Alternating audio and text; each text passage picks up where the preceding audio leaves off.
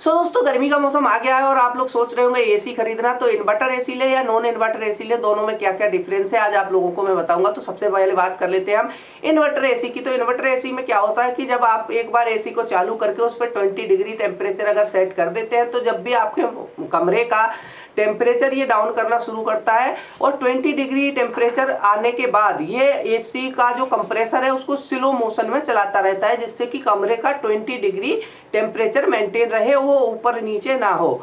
ठीक है। जबकि जो नॉन इन्वर्टर एसी होता है वो क्या करता है, उसकी टेक्नोलॉजी ऐसी होती है कि एक बार जैसे आपने 20 डिग्री टेम्परेचर सेट किया तो वो आपके कमरे का टेम्परेचर घटाना शुरू कर देगा। जैसे ही 20 डिग्री टेम्परेचर हो जाएगा उसका कंप्रेसर टोटली बंद हो जाएगा।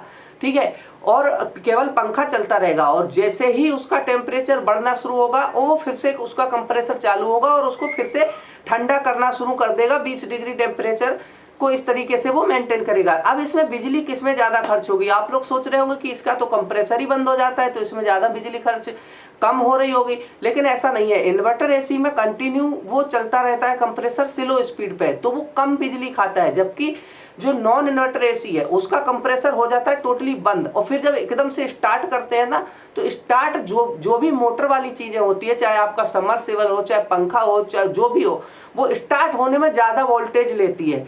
तो जैसे ही आपका कंप्रेसर स्टार्ट होगा वो खींच के लेगा कम से कम 3-4 किलोवाट की बिजली। ठीक है। तो एकदम से बिजली चूसेगा और फिर से वो टेम्परेचर मेंटेन होगा, बंद हो जाएगा, तो फिर से बार बार चालू बार बार बंद होगा, तो वो ज्यादा बिजली खाएगा। जबकि वो जो इन्वर्टर एसी है उसमें कंटिन्यू उसका कंप्रेसर चलता रहेगा स्लो स्पीड में, तो वो कम वोट खाएगा, आपकी बिजली बचाएगा। तो जो इन्वर्टर एसी है वो एक तो कम वोट लेता है और बिजली भी बचती है उसमें, तो वहां पर आपका बिल कम आएगा। बात करते हैं कूलिंग की, किसमें ज्यादा कूलिंग होगी और किसमें कम। तो भाई देखो सिंपल सा फंडा है कि कूलिंग दोनों में बराबर ही होती है। ठीक है। वो डिपेंड करता है कि आपका कितने आउटर कितने दूरी पे लगा है, तो उससे थोड़ी बहुत कूलिंग में या फिर एसी के अंदर साफ सफाई नहीं रखने से भी कूलिंग कम होती है। बाकी इसमें और कोई टेक्नोलॉजी का रोल नहीं होता। 20 डिग्री आपने लगाया तो वो कूल करेगा ही करेगा। ठीक है। तो ये होता है। अच्छा अब बात कर लेते हैं कि किसको ज्यादा चला सकते हैं।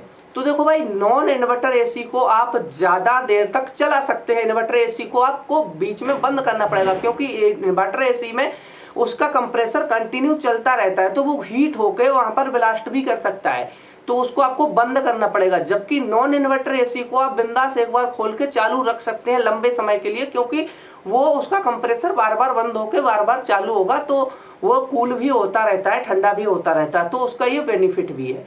लेकिन आपकी बचत ज्यादा होगी इन्वर्टर एसी में, और लो वोल्टेज पर भी इन्वर्टर एसी चालू हो जाता है, काम करता है, सोलर वगैरह पर भी। तो आई होप आप लोगों को क्लियर हो गया होगा कि नॉन इन्वर्टर एसी और इन्वर्टर एसी में क्या डिफरेंस है। तो मिलते हैं नेक्स्ट वीडियो में, तब तक के लिए बाय।